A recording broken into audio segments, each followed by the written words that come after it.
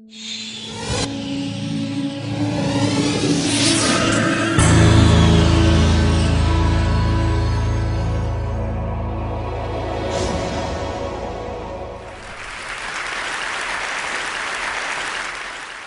I'm here to explain why I'm wearing these ninja pajamas. And to do that, I'd like to talk first about environmental toxins in our bodies. So some of you may know about the chemical bisphenol A, BPA. It's a material hardener and synthetic estrogen that's found in the lining of canned foods and some plastics. So BPA mimics the body's own hormones and causes neurological and reproductive problems. And it's everywhere. A recent study found BPA in 93% of people 6 and older. But it's just one chemical. The Centers for Disease Control in the US says we have 219 toxic pollutants in our bodies. And this includes preservatives, pesticides, and heavy metals like lead and mercury. To me, this says 3 things. First, don't become a cannibal. Second, we are both responsible for and the victims of our own pollution. And third, our bodies are filters and storehouses for environmental toxins. So what happens to all these toxins when we die? The short answer is they return to the environment in one way or another, continuing the cycle of toxicity. But our current funeral practices make the situation much worse.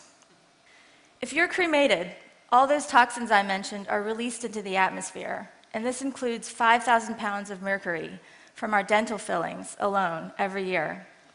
And in a traditional American funeral, a dead body is covered with fillers and cosmetics to make it look alive. It's then pumped with toxic formaldehyde to slow decomposition, a practice which causes respiratory problems and cancer in funeral personnel. So by trying to preserve our dead bodies, we deny death, poison the living, and further harm the environment. Green or natural burials, which don't use embalming, are a step in the right direction, but they don't address the existing toxins in our bodies. I think there's a better solution. I'm an artist, so I'd like to offer a modest proposal at the intersection of art, science, and culture, the Infinity Burial Project, an alternative burial system that uses mushrooms to decompose and clean toxins in bodies. The Infinity Burial Project began a few years ago with a fantasy to create the Infinity Mushroom, a new hybrid mushroom that would decompose bodies, clean the toxins, and deliver nutrients to plant roots, leaving clean compost. But I learned it's nearly impossible to create a new hybrid mushroom. I also learned that some of our tastiest mushrooms can clean environmental toxins in soil. So I thought, maybe I can train an army of toxin-cleaning edible mushrooms to eat my body. So today, I'm collecting what I shed or slough off, my hair, skin, and nails, and I'm feeding these to edible mushrooms. As the mushrooms grow, I pick the best eaters to become infinity mushrooms. It's a kind of imprinting and selective breeding process for the afterlife. So when I die, the infinity mushrooms will recognize my body and be able to eat it. All right, so for some of you, this may be really, really out there. Just a little. I realize this is not the kind of relationship we usually aspire to have with our food. We want to eat, not be eaten by our food, right? But as I watch the mushrooms grow and digest my body, I imagine the infinity mushroom as a symbol of a new way of thinking about death and the relationship between my body and the environment. See, for me, cultivating the infinity mushroom is more than just scientific experimentation or gardening or raising a pet. It's a step towards accepting the fact that someday I will die and decay. It's also a step towards taking responsibility for my own burden on the planet. Growing the mushroom is also part of a larger practice of cultivating decomposing organisms called decompiculture, a concept that was developed by an entomologist, Timothy Miles. The infinity mushroom is a subset of decompiculture I'm calling body decompiculture and toxin remediation, the cultivation of organisms that decompose and clean toxins in bodies. And now about these ninja pajamas. Once it's completed, I plan to integrate the infinity mushrooms into a number of objects. First, a burial suit infused with mushroom spores, the mushroom death suit. I'm wearing the second prototype of this burial suit.